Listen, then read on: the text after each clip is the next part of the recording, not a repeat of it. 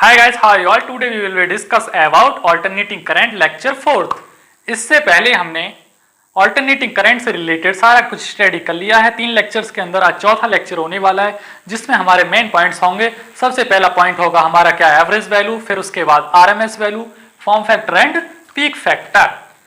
Electrical engineering batch के अंदर ये 44वीं वीडियो होने वाली है, यानी इससे पहले 43 वीडियो कंप्लीट हो चुकी हैं। यानी सारा का सारा बेसिक इलेक्ट्रिकल हो चुका है। Average value of alternating current और वोल्टेज, यानी जो ऑल्टरनेटिंग करंट होता है उसकी एवरेज वैल्यू कैसे निकालें, और ये करंट और वोल्टेज के अलग अलग निकाली जा सकती है। यानी करंट के लिए अलग और वोल्टेज के लिए अलग निकाली जाती है। ठीक है, तो यहां से इसकी डेफिनेशन क्या हो जाती है, the average value of alternating current for full cycle is always zero. Sir इसका मतलब क्या हुआ, फुल साइकिल के लिए एवरेज वैल्यू जीरो हो गई।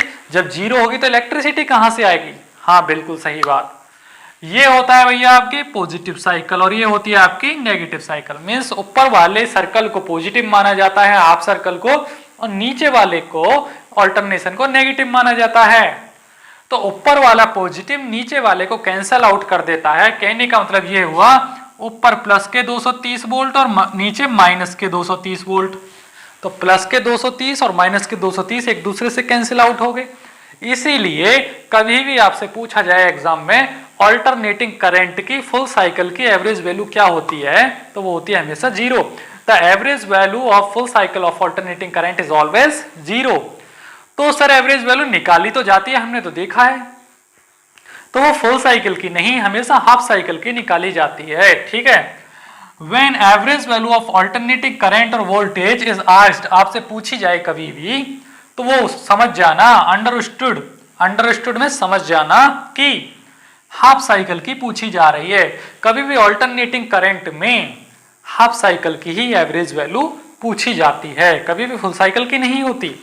एवरेज वैल्यू हमेशा हाफ साइकिल है। हाफ साइकिल क्या सर, या तो इसकी होगी, ऊपर वाले सर्कल की होगी, या नीचे वाले सर्कल की होगी। यानी इनको अलग अलग लिखा जा सकता है, ऊपर वाली को अलग और नीचे वाले सर्कल की अलग। ठीक है, वो आपको लिख के दिखाएंगे, समझाएंगे कि कैसे लिखी जाती है, क्या होता है। ठीक, तो यहां से इसको नोट डाउन करिए और फिर आगे बढ़ते हैं। देखिए इस फिगर को, वेव शेप को देखिए कि आपके घर पर जो इलेक्ट्रिसिटी पहुंचती है जिससे आप कार्य कर पाते हैं, चाहे आप फैन चलाएं, कूलर चलाएं, फ्रिज चलाएं, चाहे बल्ब जलाएं, वो पहुंचती है कितना, ये जो आपको इंस्टेंटेनियस वैल्यू दिख रही है, ये इक्वेशन जो दिख रही है 230 साइन 314 टी, ये वाली इलेक्ट्रिसिटी आपके घर पहुंचती है। कहने का मतलब कितनी, 230 वोल्ट होती है जो आपके घर पहुंचती है। लेकिन उसमें से भी थोड़ा बहुत लॉस हो जाता है, कुछ लॉस हो जाता है, जो बची कुची होती है वो आपके सर्किट में यूज में आ पाती है। कहने का मतलब अब आपको समझाते हैं कि जो जिस फॉर्मूले से एवरेज वैल्यू सॉल्व की जा सकती है किसी भी न्यूमेरिकल के अंदर और उसको समझा जा सकता है। तो इसमें लिख रहा है IAV, तो IAV का मतलब है, AV मतलब एवरेज वैल्यू, AV का मतलब एवरेज, और I मींस करंट। तो सर क्या करंट के लिए ही निकाल सकते हैं एवरेज वैल्यू सिर्फ? नहीं, ये वोल्टेज के लिए भी निकाल सकते हैं। यहाँ I की जगह V लिख दो तो वोल्टेज के लिए हो जाएगी। यानी वोल्टेज और करंट के लिए, दोनों के लिए ही निकाल सकते हैं। ठीक है, एवरेज वैल्यू ऑफ वोल्टेज और एवरेज वैल्यू ऑफ करंट अलग अलग निकाली जाती है। ठीक, तो इसका फॉर्मूला हो जाता है यहाँ से area of half cycle. Half cycle बोले तो क्या, ये होती है भैया फुल साइकिल, फुल, और इसमें से सिर्फ इतनी साइकिल का ही एरिया लिया जाएगा, इतनी वाली का। यानी area of half cycle upon base length of half cycle. Base length क्या होती है सर? बेस लेंथ होती है यहां से यहां तक की दूरी को बेस लेंथ बोलते हैं। ठीक है, यानी यहां से यहां तक की जो दूरी है, यानी कि जिसका जो बेसमेंट है उसको बेस लेंथ बोला जाता है। तो इस फॉर्मूले को आपको याद करने की कोई ज्यादा आवश्यकता नहीं है, हो जाए तो अच्छी बात, ना भी हो तो अच्छी बात। ठीक है, IAB equals to area of half cycle upon base length of half cycle, लेकिन कर ही लेना, लेकिन इतना ज्यादा इंपॉर्टेंट फॉर्मूला नहीं है। लेकिन यहां से इंपॉर्टेंट क्या है, ये जो फॉर्मूला लिख रहा है ये बहुत ज्यादा इंपॉर्टेंट है। IAB equals to twice of IM upon pi, इसको याद रखना है हमेशा, यानी इसको अच्छे से रट लेना है। IAB बोले तो सर क्या, average value of current equals to twice of maximum current, IM is the maximum value of current upon pi. दोबारा से सुनिए फॉर्मूला कैसे पढ़ेंगे, average value of current is equals to twice of maximum current upon pi. यानी ये वाला जो formula है ये आगे जाके बहुत ज्यादा यूज में आने वाला है, इसको हमेशा आपको याद रखना है, ठीक है। तो यहां से इंपॉर्टेंट पॉइंट क्या हो जाता है, इस फॉर्मूले से ही बना है ये वाली जो थ्योरी है, ये वाली जो डेफिनेशन है इस फॉर्मूले से ही बन के निकली है। कैसे बनी, average value of half cycle AC यानी ऑल्टरनेटिंग करंट हाफ साइकिल जो होता है उसकी होती है कितना, 0.637 times the peak value. Peak value क्या होती है सर, पीक वैल्यू ये होती है जो ये लिखा जाता है 230 साइन 314 टी। तो इसमें जो 230 है ये वीएम है, वीएम बोले तो पीक वैल्यू, मैक्सिमम वैल्यू बोलो या पीक वैल्यू बोलो एक ही बात है, पीक वैल्यू इसमें 230 है। अब ये जो एवरेज वैल्यू होती है, एवरेज वैल्यू होती है तो इसका 60% ही होती है, कहने का मतलब 0.637 times the peak value of AC. तो इसका मतलब ये है कि जो पीक वैल्यू है, मैक्सिमम वैल्यू है वो 100% है और उसमें से 60% रह जाना। कहने का मतलब ये कोई सेब है, ये कोई सेब खा रहे हैं आप, सेब क्या है, पूरा का पूरा मैक्सिमम वैल्यू है वीएम। अब इसमें से इतना टुकड़ा काट के निकाल दिया जाए और बाकी आपको दे दिया जाए, तो ये जो बचा हुआ टुकड़ा है ये कहलाएगा आपका क्या, एवरेज वैल्यू, ठीक। और ये जो निकाल दिया है ये हो जाएगा लॉस, ये लॉस में चला जाएगा। फिलहाल आपको एवरेज वैल्यू समझना है, ठीक। तो यहां से एवरेज वैल्यू का फॉर्मूला जो आप समझ सकते हैं, एक तो ये वाला फॉर्मूला याद करिए, यानी IAV equal to twice of IM upon pi, और दूसरा क्या है शॉर्टकट वाला, IAV इक्वल टू 0.637 यानी 0.637 टाइम्स द मैक्सिमम करंट यानी IM। ये आपको हमेशा लर्न रखना है। अभी आपको ज्यादा कुछ समझ में नहीं आएगा, जब इसका न्यूमेरिकल लगवाऊंगा इसी लेक्चर के अंदर तब आप इसको बिल्कुल समझ जाएंगे, ठीक है। तो इसको नोट डाउन करिए यहां से। अब यहां से एग्जाम में क्वेश्चन किस तरीके से पूछा जाएगा आपसे, एवरेज वैल्यू से रिलेटेड कैसे पूछा जाएगा, या तो पूछा जाएगा कि फुल साइकिल की एवरेज वैल्यू कितनी होती है, तो आप सीधा सीधा लगा देंगे 0 होती है। हाफ साइकिल कितनी होती है, तो हाफ साइकिल की अब आपको निकाल के दिखाने वाले हैं। और एक क्वेश्चन और पूछा जाएगा आपसे कि डीसी की एवरेज वैल्यू क्या होती है। भैया डीसी कभी निकाली नहीं जाती, एवरेज वैल्यू सिर्फ और सिर्फ ऑल्टरनेटिंग करंट की ही निकाली जा सकती है, कभी डायरेक्ट करंट की नहीं निकाली जाती, ठीक। तो यहां से हम क्या निकालने वाले हैं, average value of half cycle. भैया एवरेज वैल्यू हमेशा हाफ साइकिल की ही निकाली जाती है, याद रखना हमेशा। ये जो पॉइंट है बहुत ज्यादा इंपॉर्टेंट है। कैसे निकालें सर, लिख दीजिए क्या है, वोल्टेज दिया हुआ है ना, यानी VAV यानी वोल्टेज, एवरेज वैल्यू किसकी निकल रही है, वोल्टेज की, लिख दो 0.637 मल्टीप्लाई में VM लिखना है। तो VM क्या दे रखा है, 230 दे रखा है। इसमें ये क्वेश्चन है, इतना ये क्वेश्चन है, तो इसमें 230 मैक्सिमम वैल्यू दे रखी है ना वोल्टेज की, तो मैक्सिमम वैल्यू की जगह पर यहाँ पुट कर दो। तो 0.637 मल्टीप्लाई 230, इसकी मल्टीप्लाई करके जो आंसर आएगा वही क्या होगा आपका एवरेज वैल्यू। इसकी मल्टीप्लाई करके जो आंसर आएगा वही क्या निकलेगा आपका, क्या निकलेगा, एवरेज वैल्यू। तो अब जरूरी नहीं है हमेशा 230 वोल्ट हो, कुछ भी दे दे, 50 वोल्ट, 100 वोल्ट, 150 वोल्ट, कुछ भी दे दे, तो हमेशा आपको 0.637 से ही मल्टीप्लाई करना है, तो आपकी एवरेज वैल्यू निकल के आ जाएगी। सारे फॉर्मूले वगैरह आपके माइंड में होने चाहिए कि कैसे निकालते हैं। अब जैसे जैसे ये लेक्चर आगे बढ़ता जाएगा फॉर्मूले और भी शॉर्ट आसान फॉर्मूले आते चले जाएंगे। ये तो पहला फॉर्मूला है, ठीक है। तो यहाँ से इसको नोट डाउन कर लीजिए। तो यहाँ से इस चीज को भी आप नोट डाउन कर सकते हैं, मैंने आपको शॉर्टकट में लिख के बता दिया है।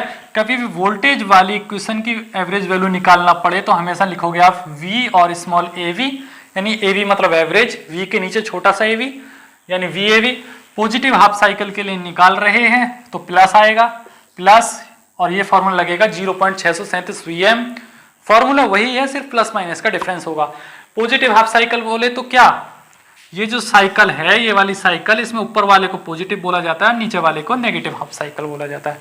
ऊपर वाला पॉजिटिव हाफ साइकिल और नीचे वाला नेगेटिव हाफ साइकिल, ठीक है। और नेगेटिव हाफ साइकिल के लिए माइनस आएगा इसमें। अगर करंट के लिए निकालना है तो IAV करेंगे, और पॉजिटिव हाफ साइकिल के लिए प्लस आएगा हमेशा। पीछे करंट के लिए है तो IM लगा दिया है, 0.637 ही रहेगा।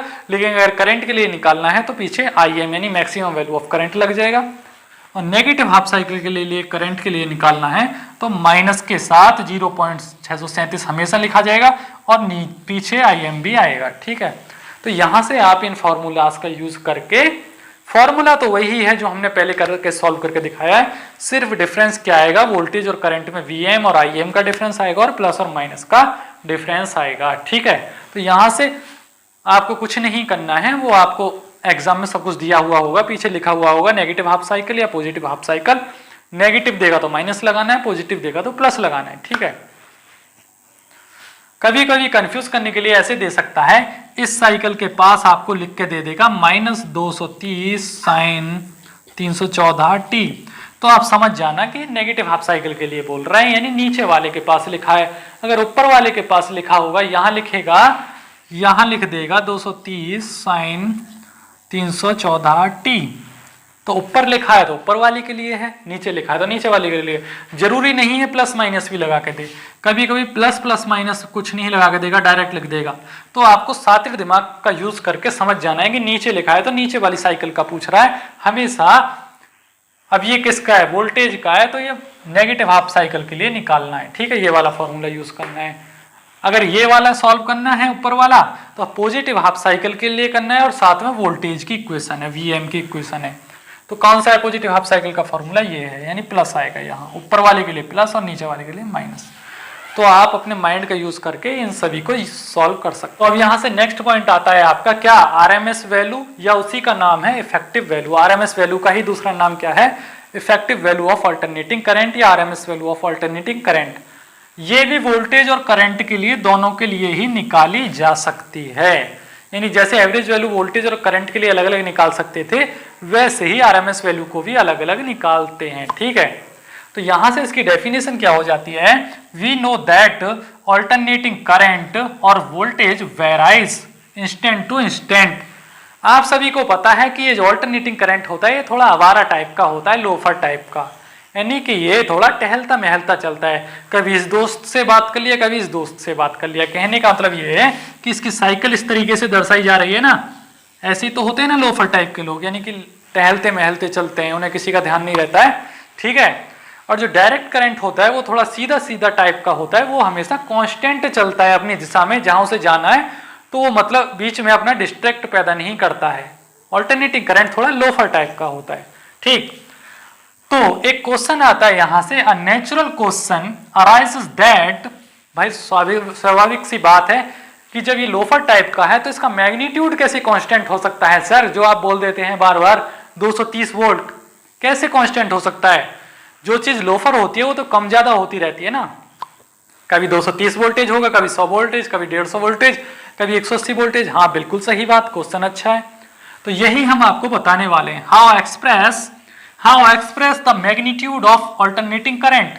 यहां से क्वेश्चन आता है कि अल्टरनेटिंग करंट जब लोफर है तो उसके मैग्नीट्यूड को कैसे एक्सप्रेस किया जा सकता है। तो उस मैग्नीट्यूड को एक्सप्रेस करने के लिए हम लिखते हैं उसको आरएमएस वैल्यूज की फॉर्म में, यानी इसकी फुल फॉर्म है रूट मीन स्क्वायर। एक्सप्रेस करने के लिए आरएमएस वैल्यूज की फॉर्म में लिखा जाता है और आरएमएस की फुल फॉर्म है रूट मीन स्क्वायर वैल्यू। अभी फिलहाल आपको समझ में नहीं आएगा कि रूट मीन स्क्वायर का मतलब क्या है, जब मैं आपको इसका फॉर्मूला लिखवाऊंगा और न्यूमेरिकल लगवाऊंगा तब आप बिल्कुल इसको समझेंगे। ठीक है, फिलहाल के लिए आप इसकी स्टोरी समझो जो थ्योरी में आपको बता रहा हूं। ठीक, तो भैया इसको कैलकुलेट करने के लिए, इसका मैग्नीट्यूड बताने के लिए, मैग्नीट्यूड बोले तो जो 230 वोल्ट और 40 वोल्ट जो भी बोल देते हैं उस संख्या को मैग्नीट्यूड बोला जाता है। तो उसको प्रदर्शित करने के लिए हम किसकी टर्म्स में मेजरमेंट कर सकते हैं, तो ये वाला जो पॉइंट है वेरी इंपॉर्टेंट पॉइंट है आरएमएस वैल्यूज के लिए। The best method is measure in terms of direct current. Direct current की टर्म्स में मेजर कर सकते हैं। अच्छा सर ये तो गलत हो गया ना, अभी आप बताए हैं कि ऑल्टरनेटिंग करंट लोफर टाइप का है और डायरेक्ट करंट बेचारा सीधा साधा है, वो कांस्टेंट चलता है, बिल्कुल वो लॉस नहीं करता है, जहां उसे जाना जाएगा। और जबकि ऑल्टरनेटिंग करंट जो होता है ये बीच में लॉस करते हुए चलता है। कंपैरिजन कैसे हो सकता है, ये तो दोनों ही बिल्कुल अलग हैं। अब इसी चीज को तो कंपेयर करना है भैया। जो शरीफ इंसान होता है, जो अच्छा इंसान होता है, उसकी हाई क्वालिटी होती है, यानी अच्छा क्वालिटी है, अच्छी जॉब पे लगा हुआ है, तो उसी से सभी को कंपेयर किया जाता है कि ये खराब इंसान है या ठीक इंसान है, उसी से तो कंपेयर करेंगे ना। तो अल्टरनेटिंग करंट को हम किससे कंपेयर करते हैं हमेशा, डायरेक्ट करंट से। अब उसी कंपैरिजन को मैं आपको समझाऊंगा कि कैसे कंपैरिजन किया जा सकता है, कैसे आरएमएस वैल्यू निकाली जाती है, क्या होता है, वही आपको इस स्लाइड के बाद नेक्स्ट स्लाइड में बताया जाएगा। इसको नोट डाउन करिए। जब इनको कंपैरिजन किया वैज्ञानिकों ने, साइंटिस्टों ने जब इनको कंपैरिजन किया तो कैसे पता चला कि इन दोनों में डिफरेंस क्या है, कैसे इनको कंपैरिजन कर सकते हैं। दो कॉइल ली गई, दो हीटर लिए गए और दोनों हीटर 5 एम्पियर करंट पे लगाए गए, यानी ऑल्टरनेटिंग करंट भी 5 एम्पियर लिए और डायरेक्ट करंट भी 5 एम्पियर लिए। भैया दोनों का ही क्वांटिटी 5-5 एम्पियर लिया गया, यानी अलग अलग हीटर पे एक तरफ डीसी करंट लगा दिया और दूसरे हीटर पे ऑल्टरनेटिंग करंट लगा दिया। तो जो डायरेक्ट करंट था 5 एम्पियर था, तो उसने तो अपना कार्य कंप्लीट किया, पानी गर्म कर दिया इस स्टोव पे, यानी जो हीटर लगा है उसने अपने 5 एम्पियर की हीट प्रोड्यूस करा दी, पूरा का पूरा। थोड़ा बहुत लॉस हुआ होगा, मान लीजिए 5 में से 4.5 कर दिया होगा। लेकिन जो ऑल्टरनेटिंग करंट था उसने 5 एम्पियर में से सिर्फ 3 एम्पियर का ही कार्य करा, 2 एम्पियर का लॉस कर दिया। तो यहां से हमें पता चला कि ऑल्टरनेटिंग करंट तो वाकई में लोफर है और डायरेक्ट करंट अपना कार्य कंप्लीट करता है। तो इसी प्रॉब्लम को सॉल्व करने के लिए वैज्ञानिकों ने क्या निकाली, आरएमएस वैल्यू। उन्होंने बोला कि कंपैरिजन ऐसे तो नहीं हो सकता, कंपैरिजन ऐसे हो सकता है कभी आपको कुछ चीज डिस्ट्रीब्यूट करनी होती है दोस्तों के बीच, तो अगर आपके 10 दोस्त हैं तो आप उनको चीज 12 लेकर आते हैं दुकान से कि कम ना पड़ जाए। तो क्या होता है, तो यहां 5 एम्पियर तो था ही था, 3 एम्पियर और ऐड कर दिया, टोटल हो गया 8 एम्पियर करंट। तो पीछे से जहां पावर प्लांट इलेक्ट्रिसिटी पैदा करता है वहां से हमको 8 एम्पियर भेजी जाती है और पहुंचते पहुंचते वो 5 एम्पियर रह जाती है। कहने का मतलब ये है। तो भाई अब 5 एम्पियर रह जाएगी, 8 एम्पियर में से 3 एम्पियर का लॉस भी हो जाएगा तो 5 एम्पियर हो जाएगी ना। तो अब हो गया ना कंपेरिजन, यानी 8 एम्पियर भेजे 5 एम्पियर मिली, यहां डायरेक्ट करंट ने 5 एम्पियर भेजे तब जाके यहां 5 एम्पियर मिली। ठीक है, तो कहने का मतलब ये हुआ अगर आप एसी का यूज करेंगे तो 8 एम्पियर खर्च होगी और डीसी का यूज करेंगे तो वो 5 एम्पियर ही खर्च होगी। इसी को बोलते हैं रूट मीन स्क्वायर वैल्यू। समझे बात? कंपैरिजन करने के लिए रूट मीन स्क्वायर वैल्यू निकाली जाती है और अब आपको फॉर्मूला लिखवाते हैं कि इन सभी को ना रटते हुए, इस भाषा को, इस स्टोरी को ना रटते हुए आप सिर्फ एक छोटे से फॉर्मूले की सहायता से root mean square value, maximum value, यानी सारी की सारी वैल्यूज को सॉल्व कर सकते हैं एग्जाम के अंदर चुटकियों में। तो उसी फॉर्मूले को अब मैं लिखवाने वाला हूं, लेकिन उससे पहले आपको यह समझना होगा जो मैंने समझाया है, तभी आप रूट मीन स्क्वायर वैल्यू को अच्छे से समझ पाएंगे। इन चीजों को, इन बातों को कोई भी टीचर अच्छे से नहीं समझा पाता है। मैंने रिसर्च किया है बहुत ज्यादा इस चीज पे, तब जाके आपको समझा पा रहा हूं। यानी का मतलब ये हुआ RMS value of current is equal to maximum value of current upon under root 2। तो इसी चीज से हम नया फॉर्मूला कैसे बना सकते हैं सर, इस अंडर रूट 2 को अगर यहां मल्टीप्लाई कर दिया जाए आईआरएमएस में, करने की कोई जरूरत नहीं है कि कभी आप करो, ये सिचुएशन के हिसाब से किए जाते हैं, जैसे डिमांड होती है, जैसा न्यूमेरिकल होता है उसके हिसाब से चीजों को इधर उधर करके सॉल्व किया जाता है। ठीक है, मेन फॉर्मूला तो यही है, ठीक है ना, मेन फॉर्मूला तो यही है, लेकिन तीनों फॉर्मूले यूज किए जा सकते हैं, ये भी यूज किया जा सकता है, ये भी यूज किया जा सकता है और ये भी, यानी सिचुएशन पे डिपेंड करेगा कि न्यूमेरिकल कौन से फॉर्मूले की डिमांड कर रहा है, यह थ्योरेटिकल क्वेश्चन कौन से फॉर्मूले से पूछा गया है वो सिचुएशन पे डिपेंड करेगा। यानी ये पहला फॉर्मूला है, ये दूसरा फॉर्मूला है और तीसरा, यानी पहले फॉर्मूले से ही 2 फॉर्मूले ड्राइव किए जा सकते हैं। ठीक है, तो यहाँ अगर अंडर रूट 2 को यहाँ मल्टीप्लाई कर दिया तो आई एम इक्वल टू हो गया under root 2 I R M S. तो इसको याद रखना, मैक्सिमम वैल्यू ऑफ करंट किसके बराबर होती है, under root 2 into I R M S. ठीक, अब finally RMS value of current क्या निकल के आती है, यानी RMS value of current is equal to 0.707 into I M, 0.707 into I M. अब ये जो फॉर्मूला है ये बहुत ज्यादा यूज में आएगा, इंपॉर्टेंट फॉर्मूला है, ये दोनों इतने यूज में नहीं आएंगे, ये वाला भी आता है और ये वाला भी आता है, यानी पहला तो नहीं आता है लेकिन ये फॉर्मूले बहुत ज्यादा ये वाला जो फॉर्मूला है ये थ्योरेटिकल क्वेश्चन में यूज आएगा और ये न्यूमेरिकल में यूज आएंगे, नीचे वाले दोनों। ठीक, आपको पहले ही बता देते हैं, यानी ऊपर वाला थ्योरी में यूज आएगा और ये न्यूमेरिकल में यूज आएंगे। याद कर लेना फॉर्मूलों को अच्छे से। अब इसी पर बेस्ड में एक न्यूमेरिकल लगवाने वाला हूं आपको, तो इसको नोट डाउन करिए और आप पढ़ते हैं न्यूमेरिकल की तरफ। एग्जाम में इस तरीके से छोटा सा न्यूमेरिकल पूछा जाएगा। क्वेश्चन सिर्फ इतना होगा 230 साइन ओमेगा टी, और उसमें पूछा जाएगा आरएमएस वैल्यू फाइंड करिए, मैक्सिमम वैल्यू फाइंड करिए और एवरेज वैल्यू फाइंड करिए। एक ही न्यूमेरिकल में तीनों कॉन्सेप्ट क्लियर। कैसे करेंगे? तो सीधा सीधा अपने दिमाग का यूज करते हुए, सेंसिटिव माइंड का यूज करते हुए समझ जाना कि ये जो है Vm साइन ओमेगा टी है, तो यहां से मैक्सिमम वैल्यू आ गई 230 वोल्ट। 230 वोल्ट, एक सेकेंड के अंदर एक नंबर कंप्लीट हो गया। यानी मैक्सिमम वैल्यू तो आपने निकाल दिए बिना कैलकुलेशन के, बिना दिमाग लगाए, सिर्फ थ्योरेटिकल बेस पे। यानी थ्योरी पढ़ रखी है तो अच्छे से आप समझ गए कि मैक्सिमम वैल्यू तो इसकी ये है, लेकिन अब आपको क्या निकालना है? Average value. तो इसको चुटकियों में सॉल्व करेंगे आप। कैसे निकलती है एवरेज वैल्यू? वी लिखा, अगर करंट गिवन होता तो करंट लिखा जाता। ठीक है, तो इसलिए हमने यहाँ VAV लिखा, साथ में फॉर्मूला लिख दिया 0.637 गुणा VM। ठीक है, तो 0.637 तो हमेशा लिखा जाएगा, साथ में VM वो लिखा जाएगा जी कि जो क्वेश्चन में पूछा हुआ होगा। तो यहाँ क्वेश्चन में क्या दिया हुआ है? 230, यानी मैक्सिमम वैल्यू क्या है? 230। तो यहाँ 230 की मल्टीप्लाई कर देंगे। फाइनली जो एवरेज वैल्यू निकल के आएगी, हमने इस न्यूमेरिकल को सॉल्व किया तो फॉर्मूला लगाया VAV इक्वल टू 0.637 VM। ये तो हमने थ्योरी में पढ़ाया था आपको, यानी 0 पॉइंट हमेशा 0.637 गुणा VM लिखना है। तो यहाँ VM क्या है गिवन? VM है 230, यानी मैक्सिमम वोल्टेज 230 है ना, तो 230 की मल्टीप्लाई कर दो। फाइनली सॉल्व होके आएगा 140.51। तो 140.51 क्या आ गई आपकी? Average value. एवरेज वैल्यू निकल के आई। अब आपका बचा क्या? मैक्सिमम वैल्यू भी निकाल लिए आप, एवरेज वैल्यू भी निकाल लिए। अब बचा आपका आरएमएस वैल्यू। आरएमएस वैल्यू कैसे फाइंड करते हैं सर? बहुत इजी है आरएमएस वैल्यू फाइंड करना। आरएमएस वैल्यू कैसे फाइंड करते हैं आपको बताए तो थे। VRMS, यानी अगर करंट है तो IRMS लिखिए और वोल्टेज है तो VRMS लिखिए। तो VRMS इक्वल टू 0.737 यानी 707 मल्टीप्लाई VM लिख दीजिए आप, हो जाएगा।